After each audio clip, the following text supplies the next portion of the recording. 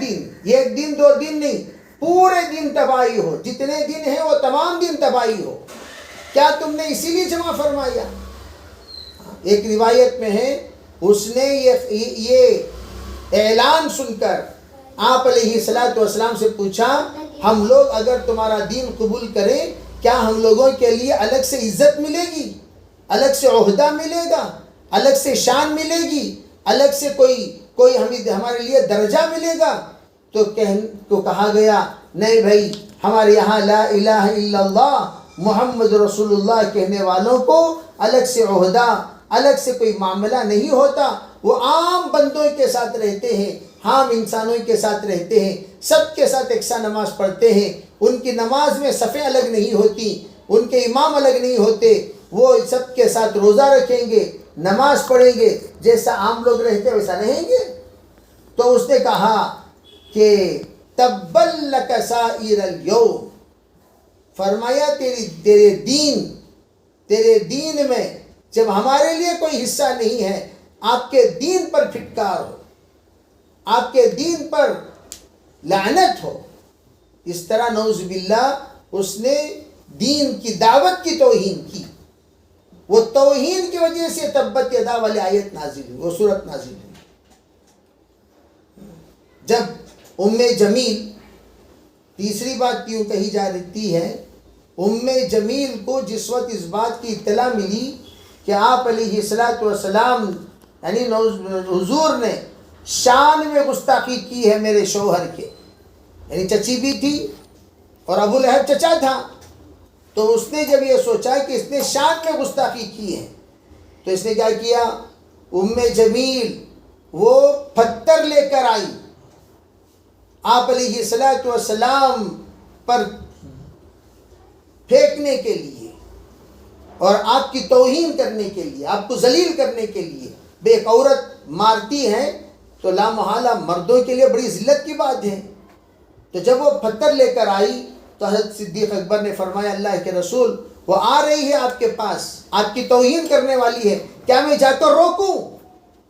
تو آپ علیہ الصلوۃ والسلام نے فرمایا نہیں، آپ بے فکر رہیں، وہ مجھ تک نہیں پہنچ سکتی، وہ مجھے دیکھ نہیں پائے گی۔ چنانچہ ایسے ہی ہوا، وہ آئی، اللہ کے رسول علیہ الصلوۃ والسلام وہیں پر ہیں لیکن آپ نظر نہیں آ رہے ہیں۔ صدیق اکبر سے پوچھا کہاں گئے، وہ بھاگ گئے؟ تو صدیق اکبر رضی اللہ تعالی عنہ خاموش، اور جو کچھ کہنا تھا برسنا تھا خوب برسا صدیق اکبر رضی اللہ تعالی عنہ کے سامنے۔ پھر اس کے بعد کہنے لگی کہ مذممن، وہ شاعرہ بھی تھی، مذممن قلینا، فرمایا حضور صلی اللہ علیہ وسلم کا نام محمد ہے، محمد کے معنی ستودہ، تعریف کردہ، جن کی تعریف کی گئی ہو، جن کی تعریف کی جا رہی ہو ان کو محمد کہتے ہیں، لیکن اس نے کہا مذممن، مذمم کے معنی یعنی جس کی توہین کی جائے، جس کو ذلیل کیا جائے، جس کو رسوا کیا جائے، جس کی مذمت کی جائے اسے مذمم کہتے ہیں۔ کہا مذممن قلینا، وہ شاعرہ ہونے کے اعتبار سے اشعار کے ٹائپ میں اس نے کہا مذممن قلینا، کہ مذمم کو ہم نے ٹھکرا دیا، الگ چھوڑ دیا، یعنی حضور صلی اللہ علیہ وسلم کا نام نعوذ باللہ محمد کہنے کے بجائے مذمم کہہ رہی ہے۔ میں محمد کہہ کر ان کی شان میں اضافہ کرنا نہیں چاہتا، نہیں چاہتی، اس لیے اس نے محمد کہنے کے بجائے مذمم کہا، اور فرمایا کہ دوسرا مصرع کہ ہم نے وَحُکْمُهُ أَبَيْنَا، وَحُکْمُهُ، اور اس کے جتنے احکام ہیں ان سب کو ہم نے انکار کر دیا، ہم نے اس کو نہیں مانیں گے، ہم اس کو نہیں تسلیم کریں گے۔ اس طرح اس نے اپنے اعتبار سے دو تین جملے کہے اور اس کے بعد وہاں سے چل پڑی۔ تو اللہ تعالیٰ نے یہ سورت نازل فرمائی تبت یدا ابی لہب وتب ما اغنى عنہ مالہ وما کسب سیصلی نارا ذات لہب وامرأته حمالۃ الحطب۔ بعض علماء فرماتے ہیں یہ صورت جب نازل ہوئی اس وقت میں حضرت نبی اکرم صلی اللہ علیہ وسلم نے بہت زیادہ فکر مند ہوئے، اور آپ علیہ الصلاۃ والسلام کے طرف سے جب یہ صورت سنائی گئی بہت بڑا رسوا ہوا ابو لہب کہ میرے سلسلے میں ایسی بات کہی گئی، ایسی بات کہی گئی، ایسی بات کہی گئی۔ چنانچہ کچھ دنوں کے بعد چیچک کی بیماری آئی اور بدن سڑنے لگا، بدن گلنے لگا، اور بدن میں ایسا تعفن اور ایسی بدبو اور ایسے خطرناک قسم کی ایک زہریلا مادہ پیدا ہو گیا کہ آخر بڑی رسوائی کے ساتھ اسے گھر سے نکالنا پڑا، اور اسی حالت میں اس کی موت بھی پیش آئی۔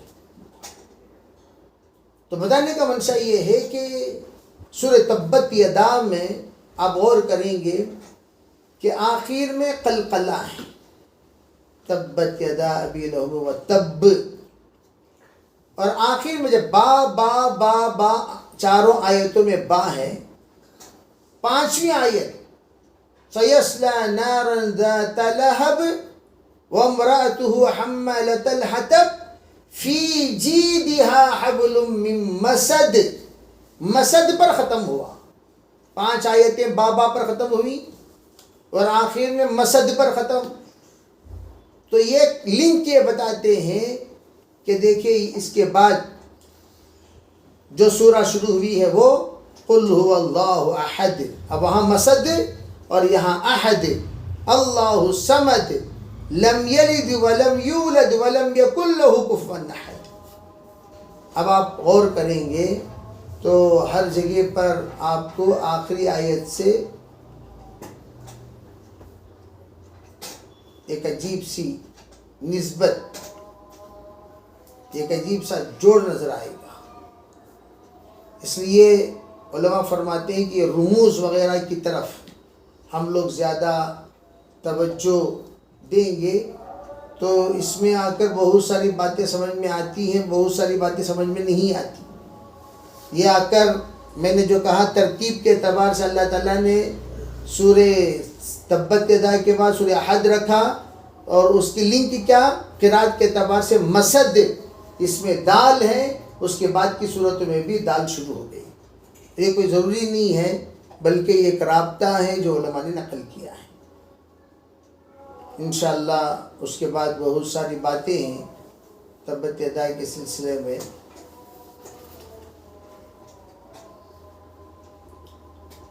وہ بھی آپ حضرات کے سامنے انشاءاللہ بیان کیا جائے گا۔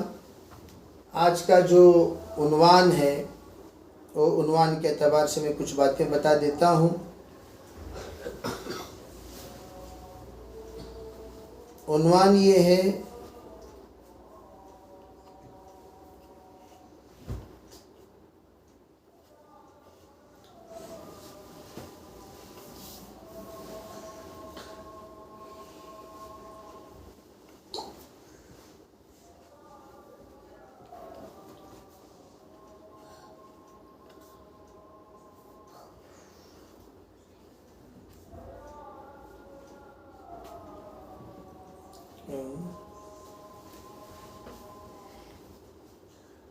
جی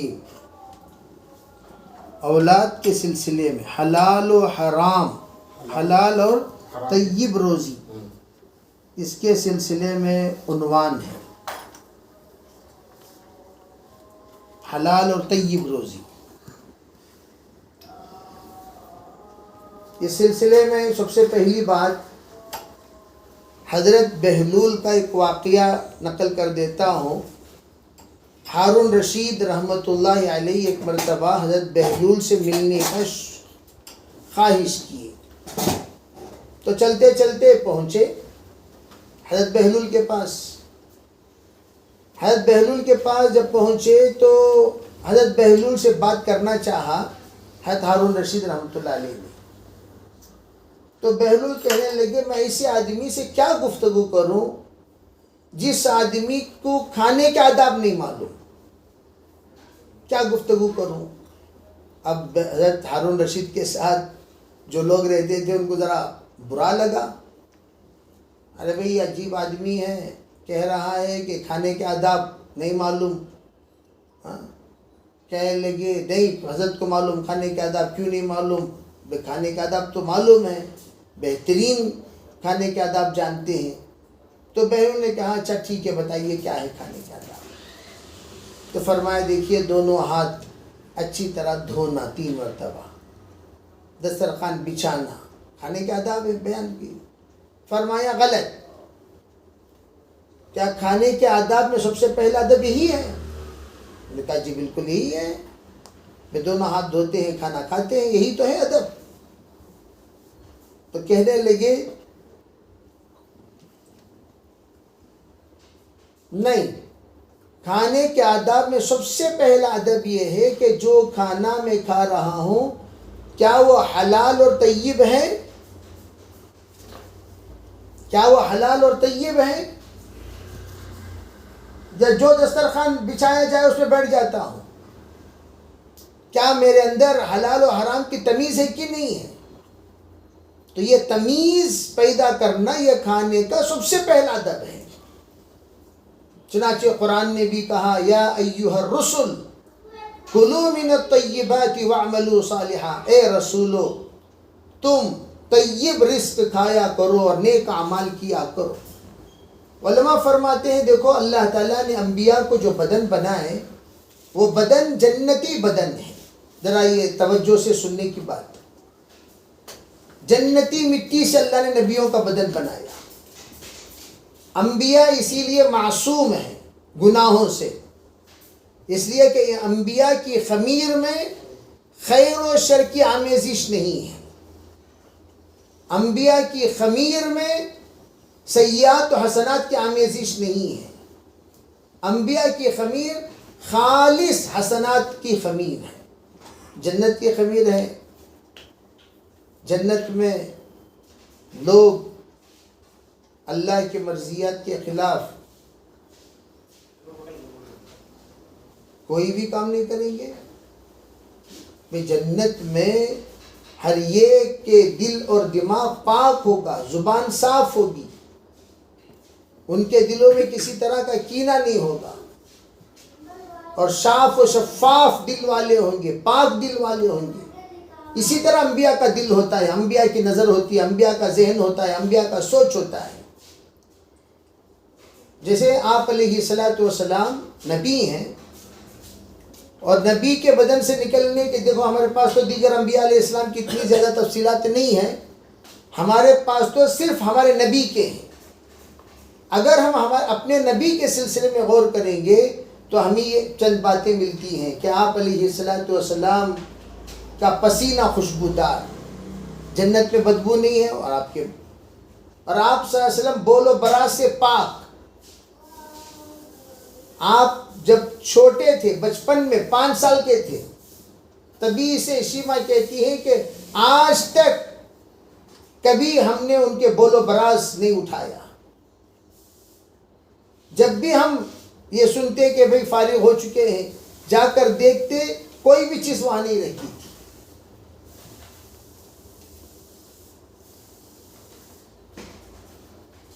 اور تیسری چیز، آپ علیہ الصلوۃ والسلام کی نیند ناقض وضو نہیں ہے، حضور کی نیند ناقض وضو نہیں ہے، اس لیے کہ جنت میں نیند ہی نہیں ہے۔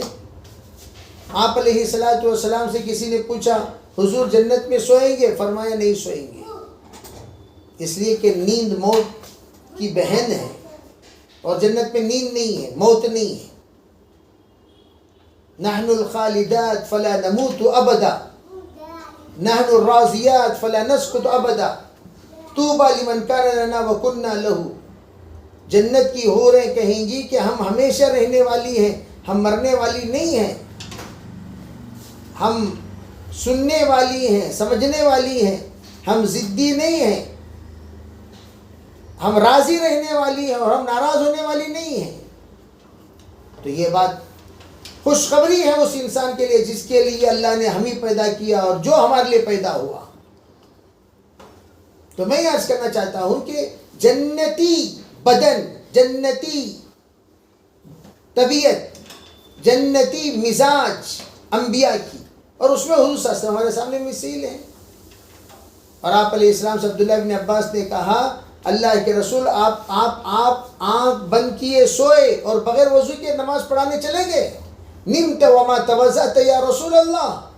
تو آپ نے فرمایا نامت عینای ولا تنام قلبی.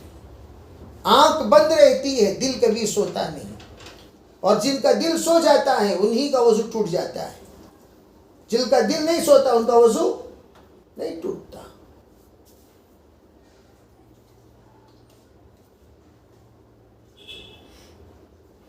پھر آئیے کیا فرمایا، اور آپ علیہ السلام گئے اور جا کر ایسی ہی نماز پڑھائی. اور دیگر تمام لوگوں کے لیے نیند ناقض وضو ہے. خیر قطع نظر ان تمام تفصیلات کے، جب نبیوں کا بدن حلال والا بدن ہے، حرام کی کوئی آمیزش نہیں ہے، تو پھر اللہ نے نبیوں کو حکم دیا کیوں؟ یا ایھا الرسل، اے رسولو، کلوا من الطیبات، پاک رزق کھایا کرو، واعملوا صالحا، نیک عمل کیا کرو. بہت بڑا اعتراض قائم ہو گیا. اس اعتراض کا جواب یہ دیا گیا ان اللہ، خود حضور صلی اللہ علیہ وسلم کی روایت ہے، حدیث پاک ہے، ان اللہ یأمر المرسلین بما یأمر به المؤمنین. اللہ رسولوں کو ان چیزوں کا حکم دیتے ہیں جن چیزوں کا حکم اللہ تعالیٰ ایمان والوں کو دینا چاہتے ہیں، وہ حکم اللہ رسولوں کو دیتے ہیں. اصل مقصد ایمان والا. جیسے کوئی بچہ عام طور پر سنت پڑھے بغیر گھر کو آ جاتا ہے، حالانکہ وہ بچہ بڑا ہو گیا، سامنے چھوٹا بچہ رہتا ہے، اس کو ڈانٹتے ہوئے کہتے ہیں اے سنت پڑھے بغیر گھر میں کیوں آئے سنت پڑھو. تو جب چھوٹے بچوں کو ہم نے بھیجا، آٹومیٹک بڑا بچہ بھی چلا گیا. کیوں چلا گیا؟ بھائی میں بھی تو سنت پڑھے بغیر آیا ہوں، مجھے بھی تو یہ ڈانٹ پڑے گی، آٹومیٹک. اسی طرح نبیوں کو کہنا اصل منشا نہیں ہے، کہنا امت کو ہے. نبیوں کو کہے تو یہ اہمیت پیدا ہوگی. جب نبیوں کو خود کہا جا رہا ہے کلوا من الطیبات واعملوا صالحا، تو امت تو بدرجہ اولا نیک اعمال اللہ کے قبول ہونے کے لیے یہ ہے. جب نبیوں کو یہ بات کہا جا رہا، یہ بات کہی گئی کہ آپ پاک رزق کھاؤ، تو بدرجہ اولا ایمان والوں کے لیے حکم ہے کہ تم لوگ، جب اتنے نیک لوگوں سے کہا جا رہا ہے تو تمہیں تو پاک رزق کھانا ہی چاہیے. پھر کیا کہا گا؟ وَاعْمَلُوا صَالِحًا، نیک عمل کرو. تو علماء کہتے ہیں پاک رزق کھائے بغیر نیک عمل نیک ہی نہیں ہوں گے. اگر آپ نیکی کو نیک بنانا چاہتے ہیں تو پاک رزق کھایا کرو. تو بہت سارے لوگ آ کر کہتے ہیں کہ بھئی ہم لوگ نماز پڑھتے ہیں کہ نماز کا فائدہ نہیں ہوتا، رزق پاک کرو. ان الصلاۃ تنہی عن الفحشاء والمنکر، قرآن کہتا ہے کہ نماز گناہوں سے روکتا ہے. نماز کی وجہ سے ہم لوگ گناہوں سے نہیں رک رہے ہیں، تو مطلب یہ ہوا اللہ کا کلام تو سچا ہے، ہم جھوٹے ہیں. جیسے حضور صلی اللہ علیہ وسلم، ایک صحابی آئے اپنے بھائی کی شکایت لے کر، حضور ان کا پیٹ میں درد ہو رہا ہے. آپ نے فرمایا شہد پلاؤ. جی درد ہو رہا ہے، شہد پلاؤ. جی اور بھی دست ہو رہے ہیں. تو آپ نے فرمایا شہد پلاؤ، شہد پلاؤ، شہد پلاؤ. تو آپ شہد پلاؤ کہتے رہے. اب وہ چوتھے مرتبہ جب آ کر کہنے لگا حضور موشنز نہیں رک رہے ہیں، لوز موشنز نہیں رک رہے ہیں، آپ نے فرمایا شہد پلاؤ. صدق اللہ وکذب بطن اخیک، اللہ سچا ہے، تمہارے بھائی کا پیٹ جھوٹا ہے. علماء کیا فرماتے ہیں؟ شہد پلانے کا حکم اللہ کی طرف سے ہوا تھا، اس بندے کے لیے شفا شہد پینے میں ہے. اور وہ کیا تھا؟ پیٹ کے اندر ایک اتنا بڑا رسولہ، اتنی بڑی چیز جم گئی تھی، رک گئی تھی، ٹک گئی تھی، جو شہد پیتے پیتے پیتے پیتے جس طریقے سے کوئی کچرے کو ہٹانے کے لیے پانی ڈال کر نالے سے ہٹا دیتے ہیں، اس طرح دست ہو کر بالآخر وہ چیز نکل گئی جس کی وجہ سے تکلیف ہو رہی تھی پیٹ میں. تو اس لیے آپ نے کیا فرمایا؟ اللہ کا کلام سچا ہے.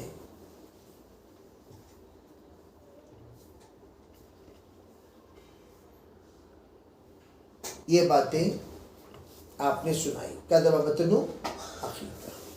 تو اسی طرح میں کہنا چاہتا ہوں کہ روزہ رکھ کر تقوی پیدا نہیں ہوا تو ہمارے رزق میں فرق ہے.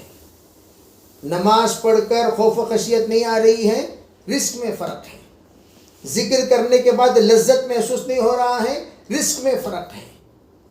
حج کو جا کر بھی بدل نہیں رہے ہیں، کمائی میں رزق میں فرق ہے. کہیں نہ کہیں کسی نہ کسی جگہ پر فرق ہے، تبھی تو اعمال کا اثر مرتب نہیں ہو رہا ہے. یہ بات ہم سب دل اور دماغ میں رکھ لینا چاہیے. کسب الحلال فریضۃ بعد الفرائض. حلال کمانا تمام فرضوں کے بعد کا فرض ہے. علماء نے کیا فرمایا؟ یہ بعد الفرائض، یہ اس لیے کہا تاکہ اس کا نمبر چھٹا ہو جائے. 5 نمبر جو اللہ کے فرائض میں سے وہ پہلا نمبر پر آ جائے، دوسرے پہ، تیسرے پہ، چوتھے پہ، 5ویں پہ آ جائے. ورنہ یوں ہے کسب الحلال فریضۃ قبل الفرائض. کسب الحلال فریضۃ قبل الفرائض. کیا مطلب؟ ارے بھائی نماز پڑھنے کے لیے جا رہے ہیں تو سب سے پہلا حکم کیا ہے؟ بے پاک حلال کپڑا ہونا چاہیے، حلال زمین ہونی چاہیے. مغصوبہ زمین میں نماز مکروہ ہو جاتی ہے، غصب کیے ہوئے کپڑے میں نماز نہیں ہوتی.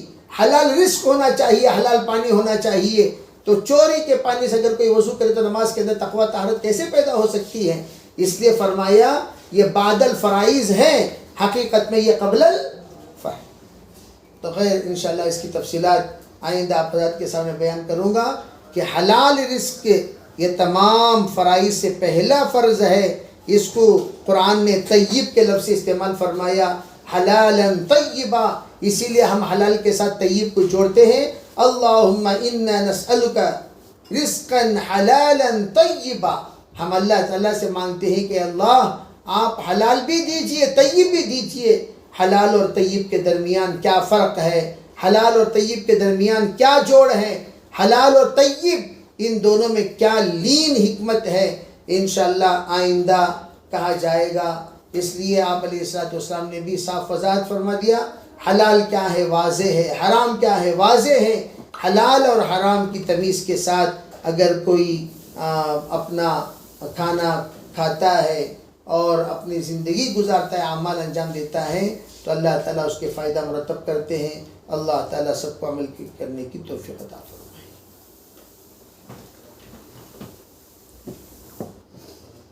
سوالات ہو تو بتائیں، سوال کا جواب دیا جائے گا.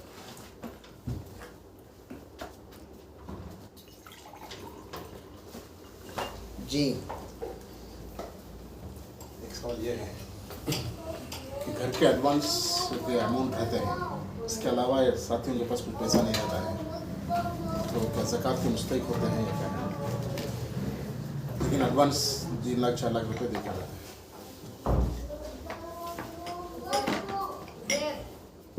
جن لوگوں کے پاس گھر کے ایڈوانس کے پیسے ہیں وہ بھی ایڈوانس سے بھی زیادہ رقم دیے ہوئے رہتے ہیں. جیسے عموم بلوا عام طور پر 10 مہینے کا کرایہ ہے، انہوں نے اس سے بھی زیادہ 3 لاکھ 4 لاکھ روپے دیے ہیں. کیا ان کو زکوٰۃ دے سکتے ہیں؟ یہ سوال. زکوٰۃ نہیں دے سکتے، زکوٰۃ نہیں دے سکتے. وہ صاحب نصاب ہیں، ان کو زکوٰۃ نہیں دے سکتے. جی وہ لوگ البتہ قرض لے لیں، قرض لے کر اپنی ضروریات کو پورا کر لیں. جی اللہ تعالیٰ عمل کی توفیق عطا فرمائے. لک الحمد ولک الشکر. اللہم صلی علی سیدنا محمد وعلی آل سیدنا محمد وبارک وسلم. اللہم صلی وسلم دائما ابدا علی حبیبک خیر الخلق کلہم. اللہم تقبل منا ما کان صالحا وصینا ما کان فاسدا. سبحان ربک رب العزة عما یصفون وسلام علی المرسلین والحمد للہ.